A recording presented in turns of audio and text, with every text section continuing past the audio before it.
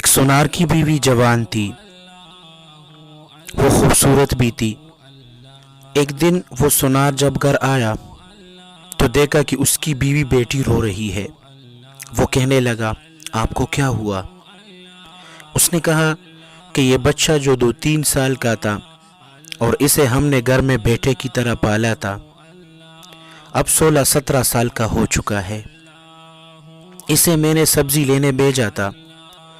جب وہ سبزی لے کر واپس آیا اور میں اس سے سبزی لینے لگی تو اس نے سبزی دیتے ہوئے میرے ہاتھ کو پکڑ کر دبا دیا۔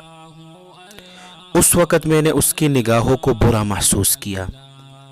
مجھے یوں لگا کہ اس نے میرے ہاتھ کو بری نیت سے دبایا ہے۔ مجھے اس پر بہت افسوس ہوا، جس کی وجہ سے میں رو رہی ہوں۔ جب بیوی نے یہ بات سنائی تو خاوند کی آنکھوں میں سے بھی آنسو آ گئے۔ بیوی پوچھنے لگی، جی آپ کیوں رو رہے ہیں؟ وہ کہنے لگا کہ یہ اس کا قصور نہیں ہے بلکہ یہ میرا قصور ہے۔ اس نے کہا، آپ کا قصور کیسے؟ وہ کہنے لگا، میں سونار ہوں۔ آج ایک عورت چوڑیاں لینے آئی، اس نے چوڑیاں خریدی۔